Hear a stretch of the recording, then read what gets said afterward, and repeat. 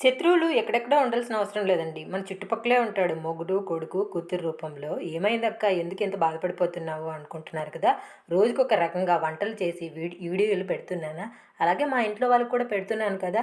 ఎవరైనా సరే ఆఫీస్‌లో వెరైటీగా చేసుకొస్తే చాలు, "అబ్బా! రోజు నువ్వు ఎప్పుడైనా ఇలా చేశావా?" అని మా ఆయన, మా పిల్లలు వాళ్ళ ఫ్రెండ్స్ ఎవరైనా వెరైటీగా చేసుకొస్తే, "అమ్మ నువ్వు ఎప్పుడైనా ఇలా చేసి పెట్టావా?" అని నన్ను నానా మాటలైతే అంటూ ఉన్నారండి. పొరుగింటి పుల్లకూర రుచిగా ఉంటుందని పెద్దవాళ్ళు ఊరికే అన్నారా? ఇలాంటి వాళ్ళని చూసే అనింటారు. ఏ మాటకి ఆ మాట చెప్పుకోవాలండి. నాకైతే వంటలు రావన్నమాట. అయినా సరే ఇన్‌స్టాగ్రామ్‌లో చూసి, యూట్యూబ్‌లో చూసి వంటలు రాని వంటలక్కలాగా వంటలు చేస్తూ ఉంటే ఇలా ఎవరైనా పేర్లు పెడతారా చెప్పండి? అయినా తిన్నంత సేపే వీళ్ళ పొగడ్తలు. పిల్లొచ్చి గుడ్డుని ఎక్కిరిస్తూ ఉంటే గుడ్డునే వేసి మైనీస్ లాగా అయితే రెడీ చేశానండి. నిజం చెప్తున్నాను. ఈ వంటకం పేరు కూడా నాకైతే తెలియదు. చపాతీకైతే మైనస్ రాసేసి దాని తర్వాత ఆనియన్స్, టమోటాలు పైన వేసి ఇలా అయితే రోల్ లాగా చేసి ఇచ్చేసానండి. మా వాడైతే స్నాక్స్ బ్రేక్‌లోనే లంచ్ అయితే తినేసాడంట. ఎందుకు అలా తిన్నావు అంటే కొంచెం కొరుక్కొని చూశాను. చాలా టేస్టీగా అనిపించింది.